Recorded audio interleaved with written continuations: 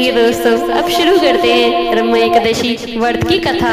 प्राचीन समय में अयोध्या नगरी में राजा मुचकुंद का राज्य था।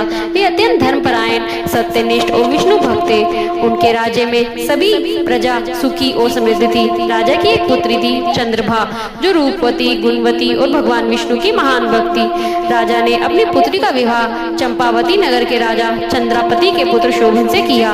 विवाह के बाद कुछ दिनों में कार्तिक मास आया और उस महीने में पड़ी राम एकादशी के अवसर पर सभी नगरवासी व्रत की तैयारी करने लगे। राजकुमारी चंद्रभा ने अपने पति शोभन से कहा, प्रियतम, कल राम एकादशी का व्रत है। मेरे पिता और पूरा नगर इस व्रत का पालन करते हैं, आप भी इसे अवश्य करें। राजकुमार शोभन ने कहा, प्रिय, मेरा शरीर दुर्बल है, मैं उपवास नहीं कर पाऊंगा।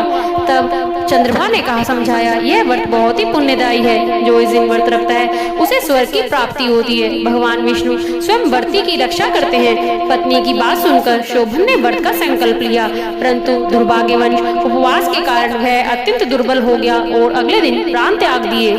वर्षों बाद जब एक बार चंद्रभा अपने पिता के साथ पंद्राचल पर्वत गई तो उसे वहाँ एक दिव्य नगरी दिखाई दी जो स्वर्ण से बनी थी। उसी नगरी में उसका पति शोभन देव स्वरूप होकर राज्य कर रहा था।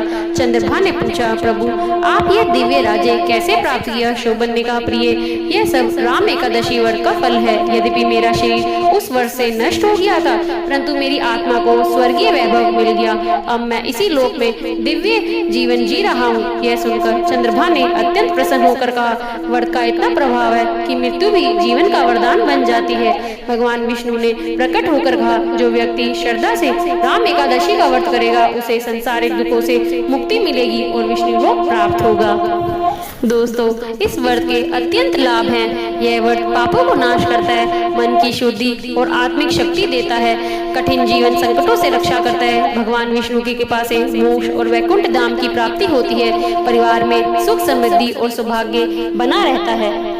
राम एकादशी केवल एक उपवास नहीं है भक्तों, बल्कि आत्मशुद्धि और ईश्वर भक्ति का पर्व है। जो भक्त सच्चे मन से ये व्रत रखते हैं उनका जीवन प्रभु की कृपा से आलोकित हो जाता है। भगवान विष्णु स्वयं ऐसे भक्तों के रक्षक बन जाते हैं। इसलिए इस एकादशी पर भक्ति, दान और सत्य क्रम से अपना जीवन पवित्र बनाएं। अंत में बस यही कहना चाहूंगी, राधे राधे।